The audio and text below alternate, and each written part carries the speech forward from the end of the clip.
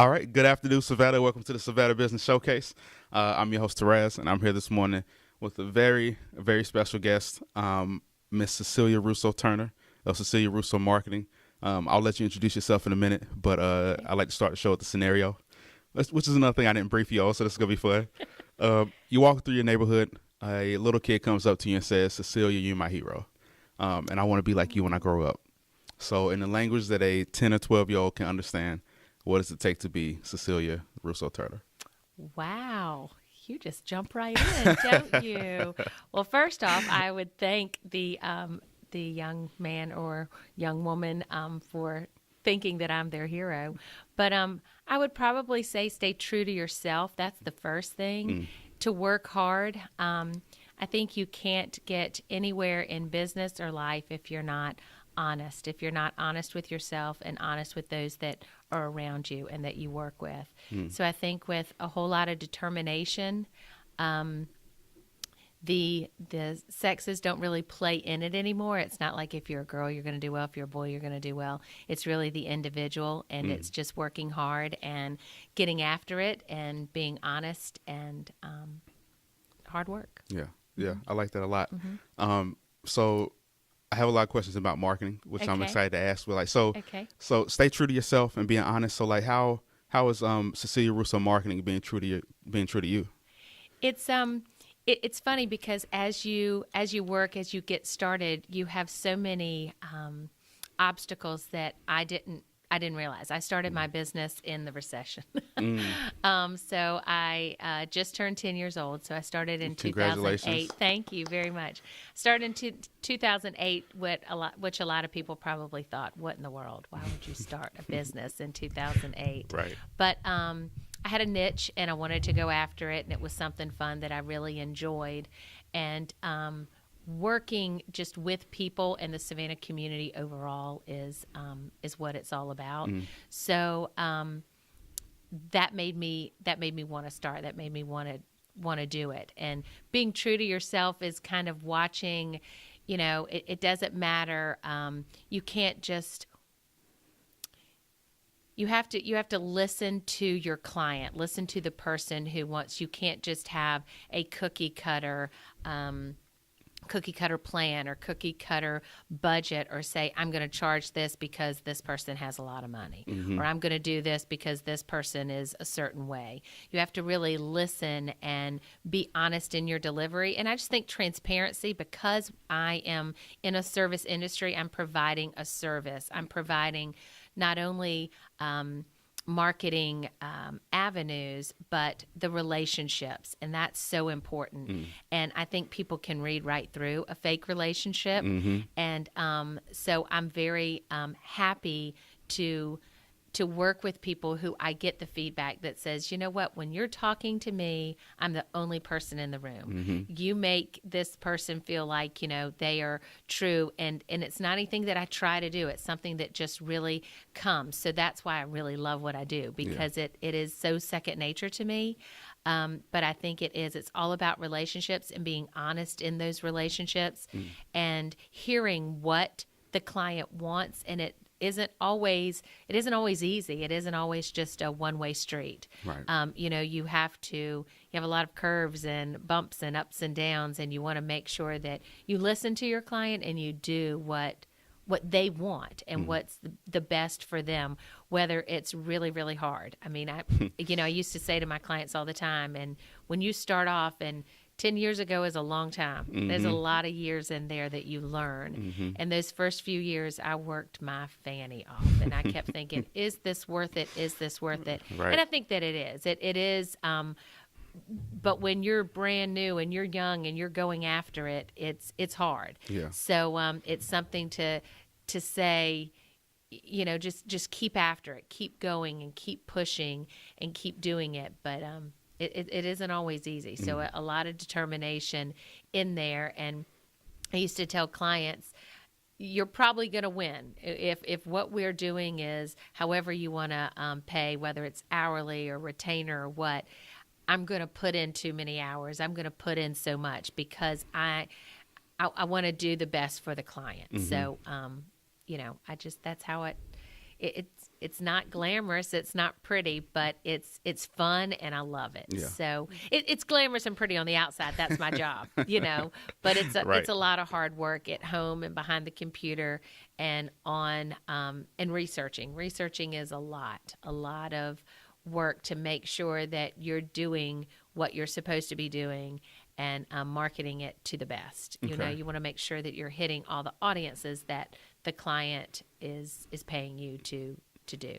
Okay. So when you're starting a small business, there's a lot of things that you have to know and you have to become an expert in very quickly, and marketing is one of those things. Right. So I guess explain marketing to the new entrepreneurs out there or the people who don't really understand it, because it's not just doing ads. No, it's not. It's changed so much. So it's easy. So I do public relations and marketing, and some consulting. So it's kind of an entire gamut of what I have been able to learn in my 10 years. But for a small business or a new entrepreneur, the marketing is such that it's all inclusive. So you have to have relationship building. You have to know that it's not just ads in a magazine. It's not just ads on a billboard. It's marketing overall. So it's promotional, maybe promotional ideas or items. It's social media is huge. So much has changed from just being in the yellow pages and having your name out there. Very few people pick up a book and turn pages for the yellow pages. They're all getting on the web. They're all getting on a computer, or the majority of them.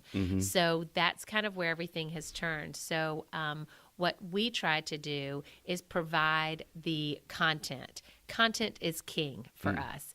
If you have something that is written, if you have search engine optimization words, if you have things that are written correctly and that you are posting online that live for eternity, you're ahead of the game. You're good. Social media is huge. So many different social media avenues, Twitter and Instagram, and gosh, I don't even know all of them. You're gonna have to help me. Some just all different kinds of social media avenues that are out there. Facebook is huge. LinkedIn is huge. Just taking advantage. Those are the easy ways to make sure, if you're brand new in business, that you get out there and it's relationships. Join your chamber, ask around, talk to different organizations that you have like-minded people in, so that you can get right out there. And I think that that's the thing, is taking advantage of the organizations and really being investing in your professional area and investing in your community. And those are ways that you can start off with marketing before you even have to hire a PR firm or something like that. You don't have that kind of money and those kind of resources when you're brand new. Right. So you do, when you're writing your business plan, you do need to put a marketing budget in your business plan, or it's you're gonna fizzle out really fast. That's true. But depending on how much startup money you have and what you're doing with that is kind of is helpful to know what are the overall, just like your question, what are the overall marketing things that we can do. And those are press releases about your business, things that are newsworthy. Do you have are you hiring new people? Can you join more organizations? And each time you do that, let the public know. And with that becomes your building of your reputation. And then someone that has a PR firm can help with that reputation management, if you will. Yeah. So you've been in business 10 years, 10-year anniversary. 2008 you started. So what's one of the things that's changed since you started in marketing, and what's one thing that you've continued to do the entire 10 years that you do with every client? Let's see. Relationships are what I can say that will never die. Those are consistent. Those have always been consistent.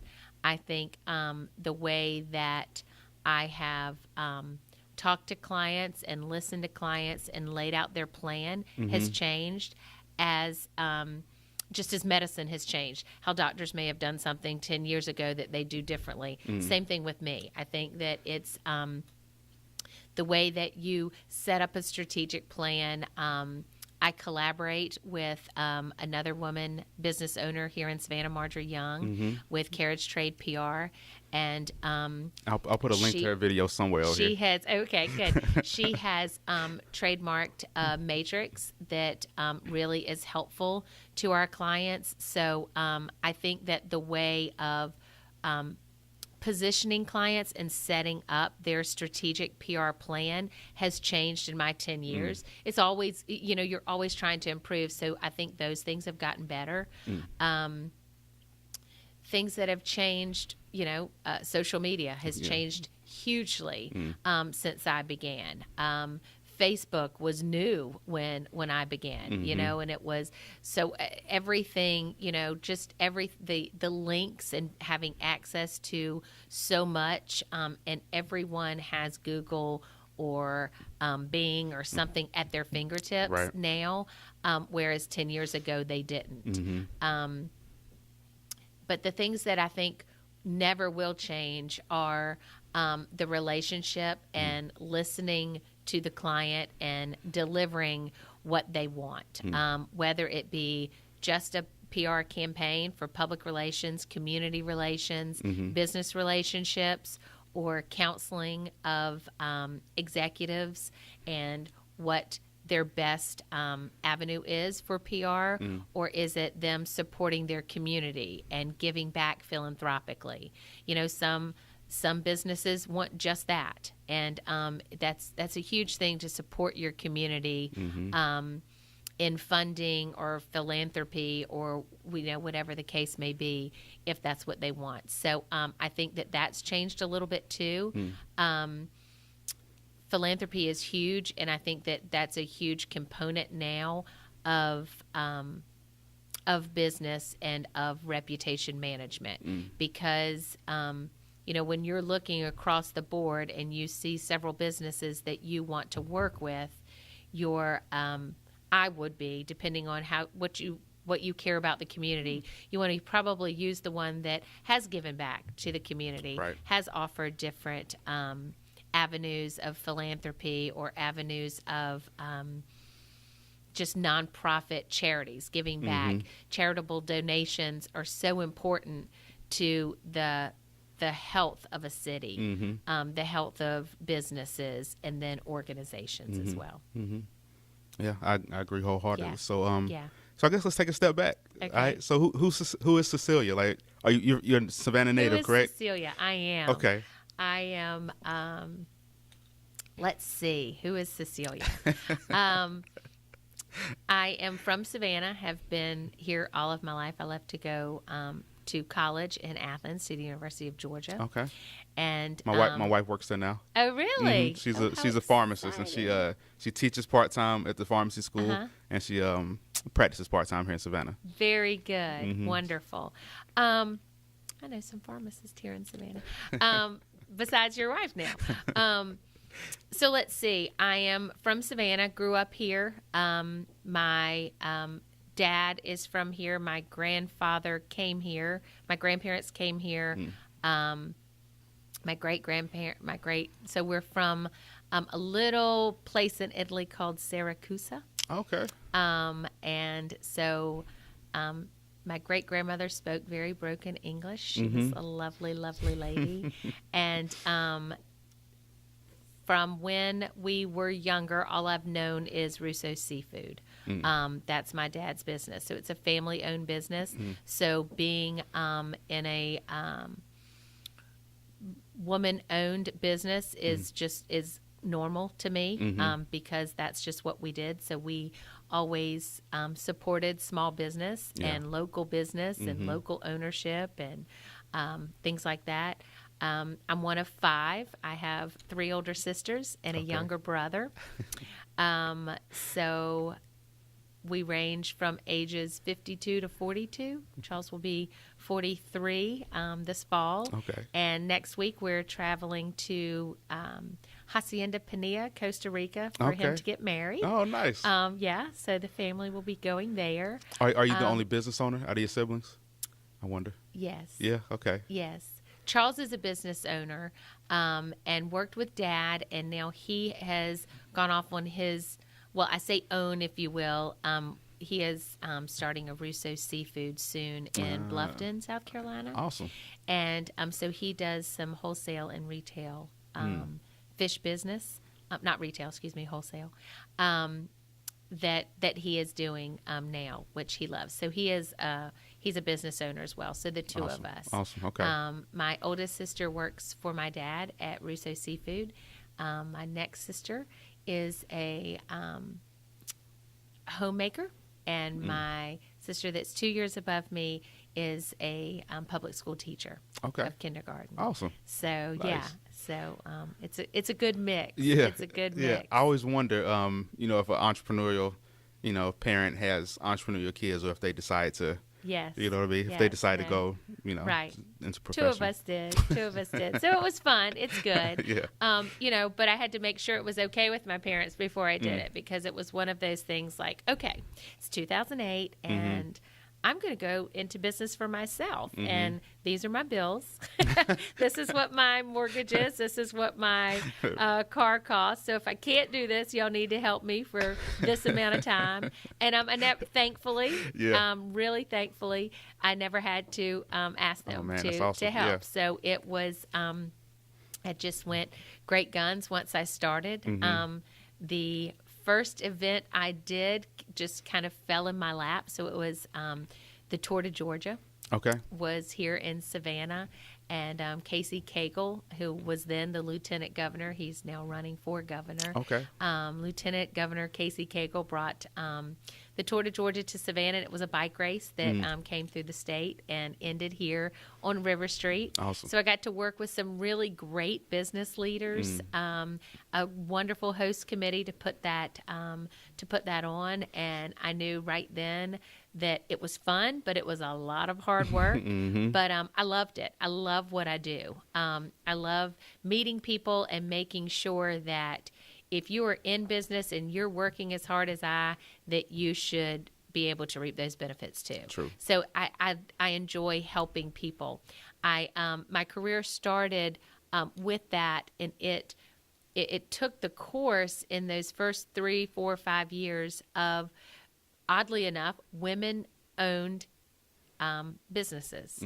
So it was kind of nice to be in the same area to promote businesses of like-minded people. So I liked that.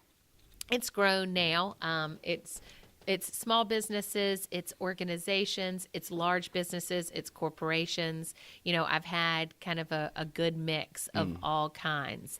But I've also done public relations. I've also done some marketing and event planning. And then I've done some consulting with nonprofit organizations on how to fundraise and how to do different fundraising campaigns or, different things like that.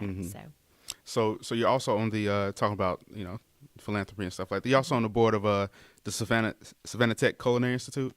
It's the Savannah Technical College. Savannah Technical College. And we're on the foundation. I'm on the foundation board, and we just purchased a huge and beautiful, wonderful building on Bay Street. It used to be Club Rain. It's right across from the Hyatt, and we are putting the Culinary Institute, Savannah Culinary Institute, I think is the name, I hope. We are still deciding. I think that is the name. I don't have it in front of me, and I'm sorry. But so Savannah Tech will have a presence in downtown Savannah, which is huge. Yeah. And all of the great cities, Charleston and some of those have culinary institutes right in the heart of the city. And now Savannah will too. And we are just uber excited about that. It's going to take probably between $3 and $4 million dollars to get us there, which is going to come from private entities, private monies. And I am going to co-chair a committee to help with that fundraising. Awesome. Because I believe in the importance of it. Yeah. Gail Eubanks is with the college, and the college is led by Dr. Kathy Love. Okay. So, there are some pretty strong women behind that, and men as well. And we've got a great foundation board, and I think that is something that the city, it's going to be, it's very beneficial for the city. Definitely. It really is. It's going to give a presence. So there's going to be a level that will have a bakery and dining area. There's going to be a level that is demonstration kitchens and then classrooms. So it's a 3-4 story building. Awesome. That is going to be great for Savannah. So it'll just give the presence of, I believe in technical education. I did go to the University of Georgia and went to a 4-year institution, but I believe that in technical education as well, that everybody's not made for a 4-year college. No, and I agree. The accolades and the awards and all that that Chef Jean has gotten for the Savannah Technical College, and the presence and the visibility that he's brought to the college, I think that it's going to be an exceptional move for the schools. So, we've got a college in downtown Savannah. We have SCADS. We have an art college, but to have a culinary institute in downtown Savannah, in the heart of the city, right across from City Hall and the Hyatt, and right on Bay Street, just opens us up for so much more. Yeah. Do you think there'll be like public classes so I can go and take a cooking class? Yes, there will be. Okay, cool. And it's funny because that's what I was like. So it's almost an event space. Right. So if you have a group, we have a lot of tourists here, which you already know. We won't even get into that. Bachelorette parties and girls' weekends and neighborhoods that, older groups, younger groups that come to the city, yes, they will be able to sign up and come to a cooking class and it be right in front of them. The demonstration kitchen, the tasting kitchen, everything will be right there. Yeah, so that'll be awesome. It'll be fun. Yeah. I look forward to it. It'll be great. Cool. Yes. Well, it was one more thing I had on my mind. But I forgot it. Okay, that's all right. What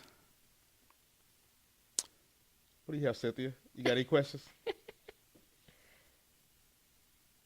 Have you ever had a question for Cecilia that you wanted to ask her? I will put you on the spot. A question for me? Why did you hire me? Why did I hire you? Oh my, that's an easy question. I always try to hire someone who is smarter and more organized than I. And that's Cynthia.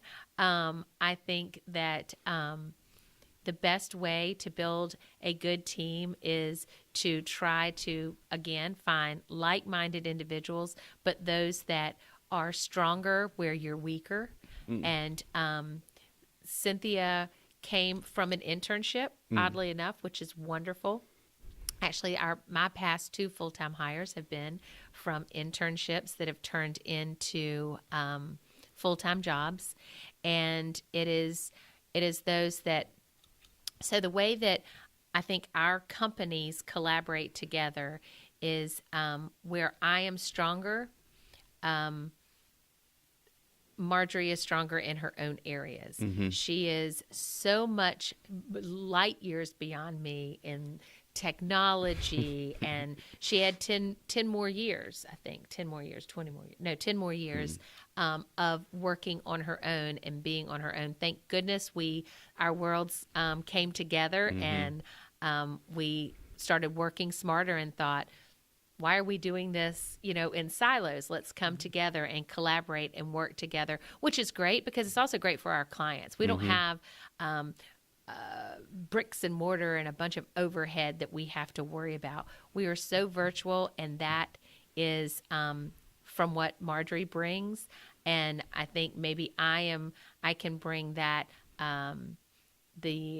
the community relationships and the creative side of the business. And so it's worked really well.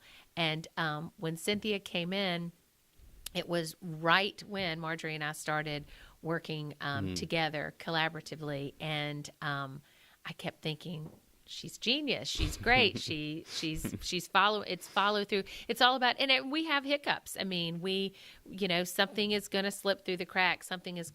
But to have somebody that, when you have so many balls in the air, when you're juggling so much, like a PR firm like we do, it's a lot, because you not only have 10, 12, at some point 14 to 16 clients that we were dealing with in the course of a month. So you have to really be organized. You have to really know who's doing what, when, and where, who's being interviewed, who's going somewhere, which press release is coming, and we work because of magazines and newspapers and different print publication as well. You're always 90 to 120 days that you need to be scheduling out.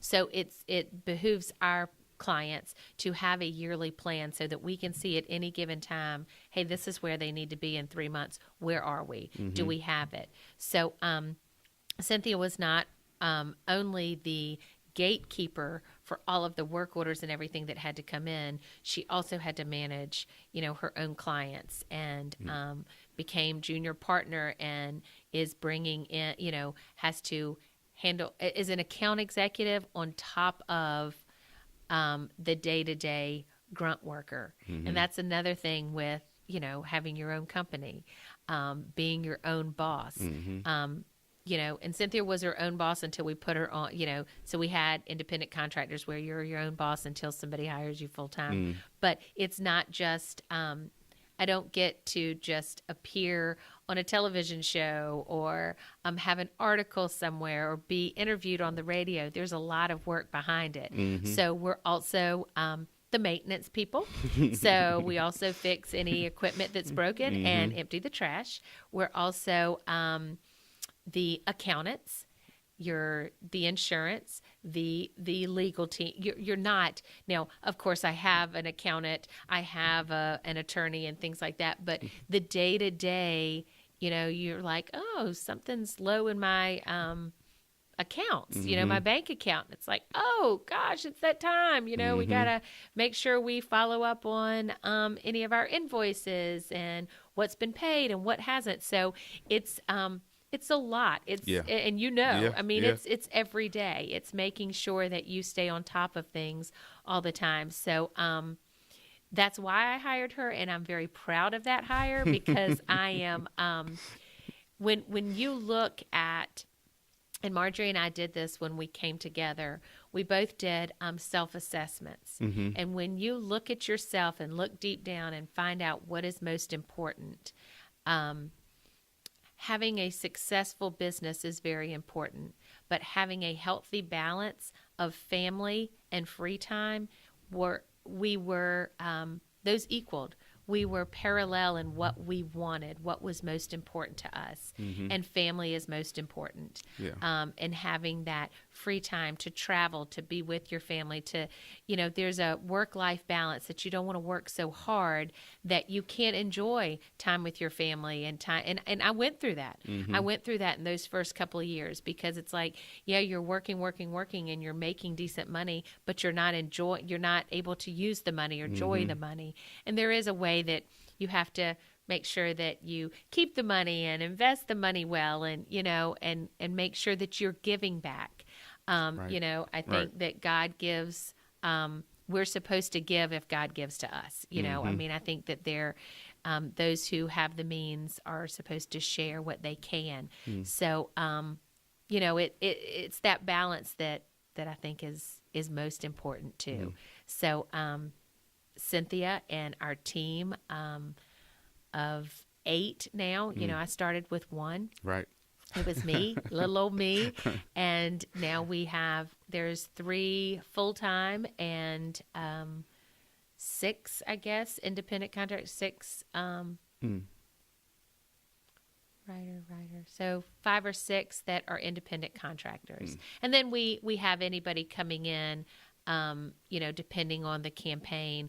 with the client what we're doing. If we have to have a different videographer than one of us that we already have, depending on the size and the scale of what we're doing. But yeah, at any one time we have writers and pitchers and optimizers and videographers and social media specialists and all of that's part of our team. So That's it's pretty awesome. special. Yeah, I love it. I love it. Yeah. And we're going to take a break. But I do want to say, so is a short quote, like people never get their roses while they can still smell them. So I want to tell both of you guys thank you. You and Marjorie, if you watch this, Marjorie, I want to tell you thank you too for like just, welcoming me to Savannah. You guys were a big part of like all the people I know now. Cynthia, you were a big part of like, welcoming to the JC. So thank you for that. Thank you guys. And yeah. You're welcome. Yeah. Connections are what it's all about. Yeah, it is. It really is. Yeah. And the relationships. And that's what I go back to, that if you really jump into a community and make those connections, they're going to come back tenfold. All right. We're going to take a break on that note. Thanks. We'll be right back. So people listening, don't go anywhere. We're going to be right back with more with the lightning round. We're going to put Cecilia through the lightning round. Okay. Once again, I haven't briefed on it, so it's going to be fun. That should be fun. Thank you. All right, thank you guys. We'll be right back in a second.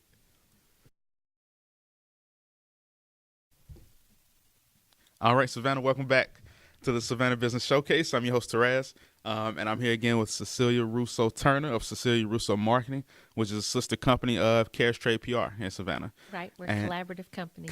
Companies, yeah. And we're going to put her through the lightning round. Okay. Before we start, so how can people find you and get in touch with you? I didn't do that before we left. Oh, okay. www.crussomarketing.com is the easiest way. A lot of people can't spell Cecilia, so it's crussomarketing.com.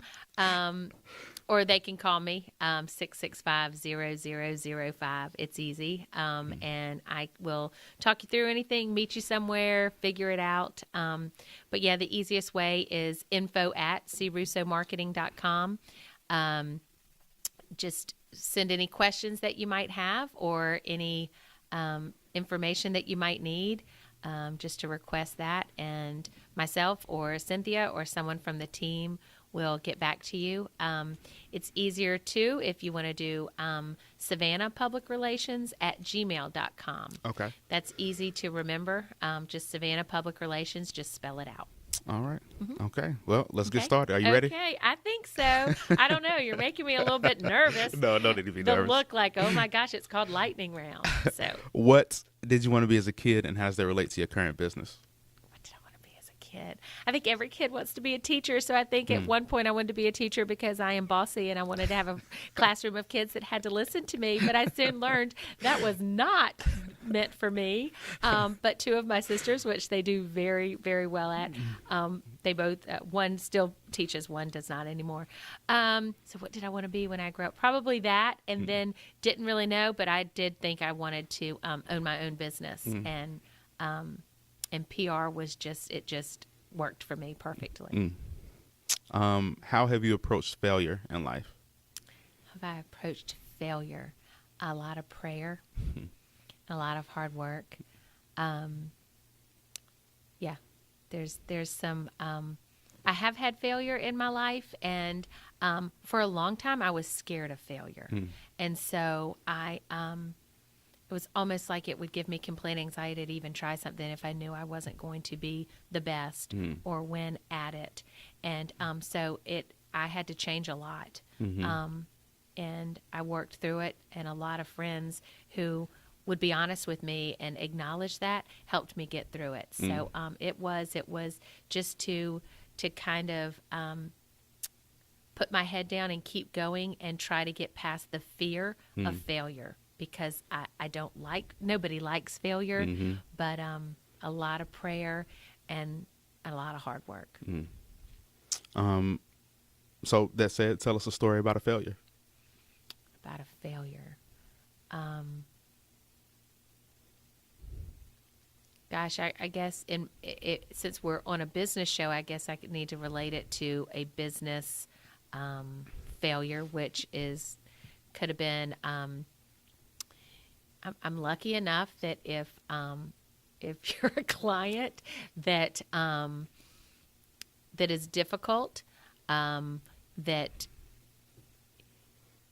there's a way to work around it in a PR way. I'm just trying to think of a failed. So I've had some clients that I have just gone straight after and really worked hard and had to pay some things out of my pocket. I've had someone come here from another city to review a business or to do something that cost me out of pocket. When I went back to the client, they were like, "Oh, well, we're not going to pay that. We're not going to do that," even though they said it. So those are $1,200, $1,400 mistakes that I considered failures, and you just have to. Or it could be a client that fell on hard times and financially could not get back to you the money that they owed or something like that. So those are failures that I think are huge learning opportunities. You're going to fail in business in some way. But I've been lucky enough that I've had so many successes. They've outweighed my failures. But I think that those are the biggest, that you could feel them, the failures, or are that, well, you approved it, and then you just have to kind of write it off and go on and say, well, that's something that didn't work. Yeah. So for an entrepreneur who's who's in that same situation, what advice would you give them, or who's going to face that same failure? Setting expectations is huge. I think that if you can set the expectation and be completely transparent, and it's sad, but this day and time, everything needs a signature. Like, this is what I'm going to do before this person flies to Savannah, before this person gives you this this evaluation or this assessment. This is what it's going to cost, and really some checks and balances, deposits, things like that. But it was, I was young and maybe a little too trustworthy and didn't have enough business savvy, to understand some things. But like I said, luckily, I haven't had that many failures. So, I've been very, very blessed and had some successes in my businesses. Awesome. So that's the one question I was going to ask you before we ended last break is, how, for the business, so tourism is huge in Savannah. So how would a business owner tap into that tourist market? Because you don't know where they're coming from, but they're coming here. So how, as a business owner, what would be your advice to find the tourists coming to Savannah? Or is it possible? Well, getting involved with Tourism Leadership Council, seeing kind of what they do, what their events are, what's important to our tourists, and then how you can, depending on what that's a broad question, depending on what your company is, what your business is, and how you can take advantage of those tourists. So, and I don't mean take advantage, but, capitalize on what's going on, what they are coming to. We have a huge convention calendar. What are they doing? How many people are coming into our city for conventions? Where are they staying? What are they doing? Depending on the kind of business that you are in. So I think being part of the chamber and knowing kind of what's going on, what new businesses are here, and how you can maybe collaborate or partner with some others, and then just looking at the different media outlets and really looking at what those numbers are and seeing how your business will best work for, is it radio, and are our tourists. A lot of Savannah still has local radio, which is great. They're not all going to satellite or something. So really take advantage of PSAs and different radio shows like this that kind of get your word out, that anyone that's driving around, listening to podcasts, listening to things like that, can really kind of hear where the cool is going on, what's going on, what needs to happen. So I think that's one of the things that if you're new, to tap into the tourism is to immediately look into our chamber and our Tourism Leadership Council and see what's going on, and then participate in those events. And I know it sounds silly again, I keep repeating it, but it's all about the connectivity. It's all about getting out there and networking and finding out who the relationships are because, again, to capitalize on the tourist is to find out where they are, when they're coming in, when the peaks are. We have such huge tourism now. We don't have a lot of slow months, Right. from May to now October and November, it's huge. So depending on what your business is, that's kind of a hard question for me because I don't really know, depending on the business, how to best work that. But I think using those organizations that deal with tourism day in and day out, the Bill Hubbards of the world, the Joe Marinellis of the world, I mean, they get it, they know, and sit down with them, sit down with someone on their team and say, this is my business. How can you help? How can I help you and how can you help me? There needs to be some reciprocity. There needs to be a win-win. Anytime you sit down and talk to another business owner, it's not just gimme, gimme, gimme. What can I take? What can I take? What can I take? What can I give back to you? How can I help? How can I help be an active member of one of your organizations? And how can you help me as a member to really work my business? Yeah, that's very true. Yeah, you reap what you sow, especially with relationships. Yes. Yeah. Yes. So I am seeing that theme Okay. in all your answers. It's all about the relationships. It's all about connecting with people. Right. So like, what's some advice for the new entrepreneurs out there to build new relationships? And I say that because most people don't get it. Most people on social media think it because they have 10,000 friends or 10,000 followers that they have a lot of relationships, but that's not necessarily the case. I'm a huge advocate of get from behind the computer. Where earlier I said we have a very virtual collaborative companies, the two of us, Marjorie Young with Carriage Trade, PR, and me with Cecilia Russo Marketing. There is a time that you need to get from behind that virtual computer and get in front of someone and speak to someone and talk to someone. Social media, love it. It's great. It's where our future is going. But again, just because you have 10,000 friends on social media does not mean you have 10,000 friends that you can talk to and visit with and see and touch and hear. I spoke with a young group. I was honored by the American Red Cross as a youth hero Awesome. a couple of months ago. And the talk to them, it was 6th graders through 12th graders. And one of the huge things I told them was the power of a handwritten note. So I would say when you say how to tell these young business leaders, young entrepreneurs, how to make these relationships or how to do connectivity, it's follow through. It's to really mean it. If I'm going to meet you somewhere and say, yes, I would like to learn more about your business. I would like to sit down and follow up. Yes, you may want to do it through an email, but it's not just talking through emails, talking on a phone or hashtagging this or following you on social media.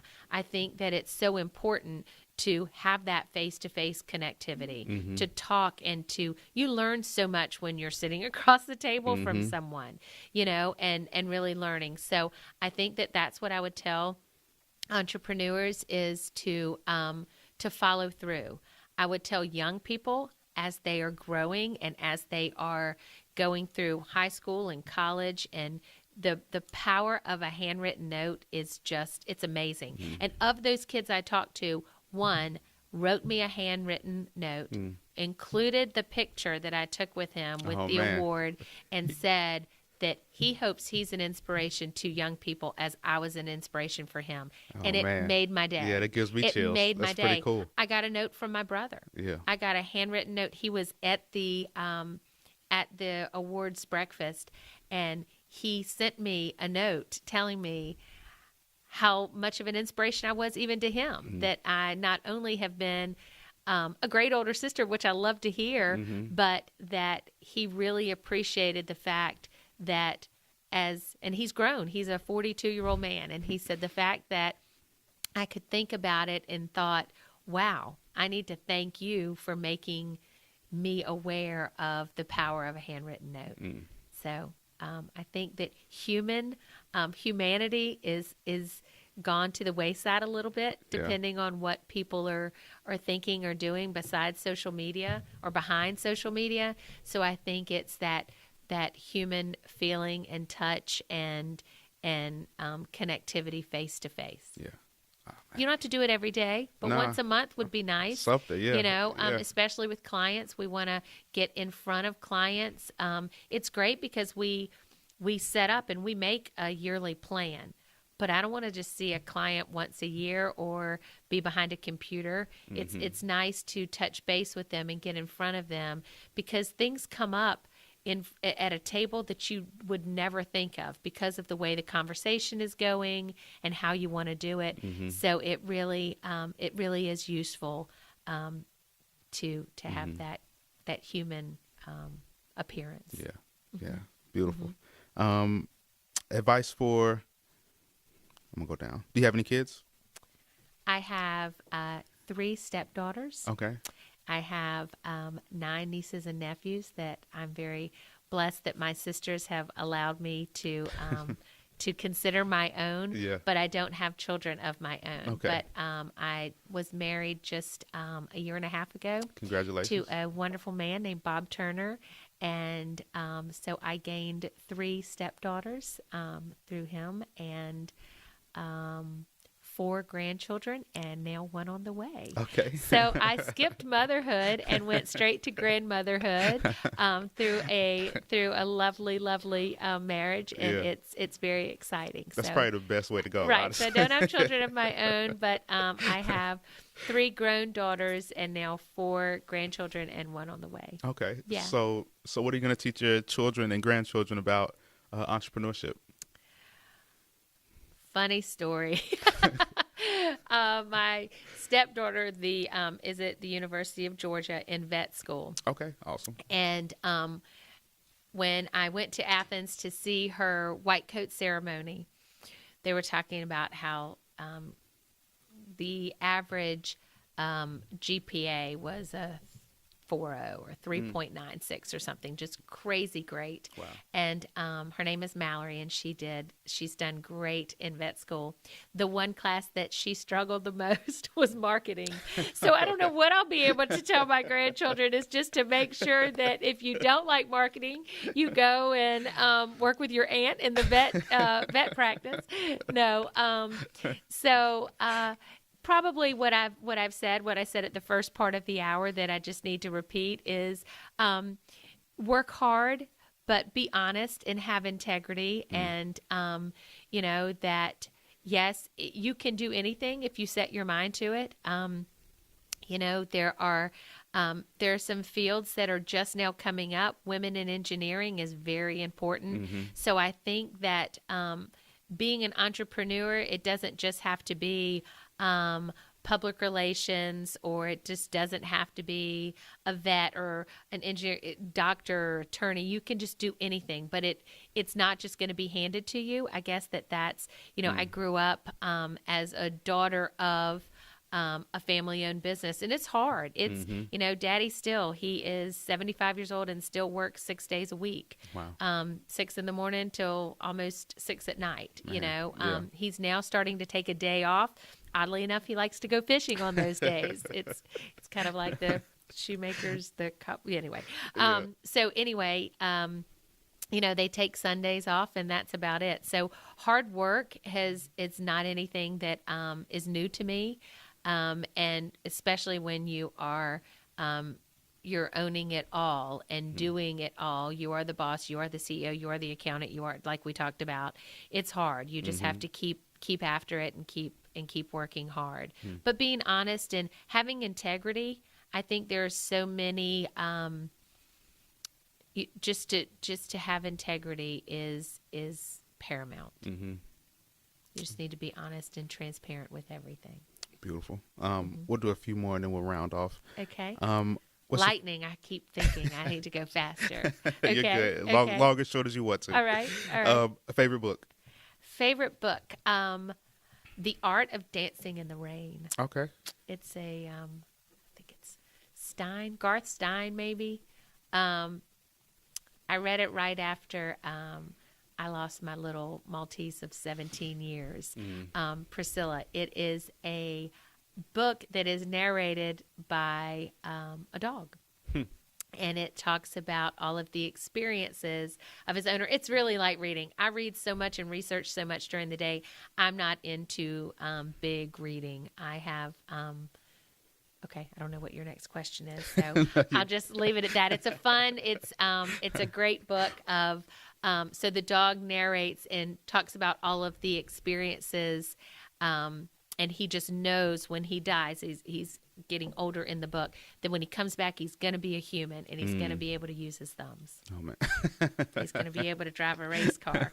That's the art of dancing in the rain. Awesome. Okay. Yeah. There's a concept called the 80-20 rule, Paretos Principle. What it says is that 20% of your actions equal 80% of the results. So, and with Cecilia Russo Marketing, so like, what are the 20% of things you do that get you 80% of the results? The small things you do that get you the most results. I have a guess. Yeah, you have a guess that it's relationships. The things that I do, follow up, making sure, that we figure out our radar and know what we're doing every day. It's a lot. Organization is a lot. But so what I do 20% of my time, yeah, it's pretty much if you can be ahead of the game in the follow-up and the organization and the setting expectations and the putting together of a plan, and that's a little bit of time, and then you can implement it, and it works so seamlessly the rest of the year and the rest of your time, that's probably what I'd answer. And that is the answer, but that's probably the best that I can tell you. Yeah. And hopefully that's something like a lot of people say other stuff, like advertising or marketing, but I think those are the things that people should focus on the most when they're doing a business, is planning and follow up. It is. And it's just, if you have that plan, if you spend a little bit of time at the beginning on setting up your plan, then it's just the amount of follow through and how to make it all happen. Okay. Two more. Okay. Yeah, two more. Okay. I'll try this off. I would ask this or not. Yeah. Okay. Never mind. Two more. Is there a quote or mantra? Is there a quote that's always been a mantra that you live by? A quote. I know that God wouldn't give me anything that I can't handle. I just wish he didn't trust me so much. That's a quote by Mother Teresa that I live by. In high school, my senior quote was, "We can't all be heroes because some of us have to sit on the curb and clap as they go by." So I really like that one too. To live and I guess a quote from my mom who passed away is to live a happy, holy, and healthy life. So those are some quotes. Beautiful. Thanks. Last question. Okay. If you had a superpower or ability, what would you choose and why? Superpower or ability? Wow. Gosh, Raz. That's a tough one. A superpower to extend happiness to everyone, sad or sick or lonely, or those with addictions, or those who just lead troubled lives. I think if I had a superpower, I would like it to be to make everybody eternally happy. If I really had a superpower, I would have a phone line to heaven. That would be my superpower. Yeah. So I could just talk to my mom and say, "What do you think about this?" Yeah. If I had a superpower, that's what it would be.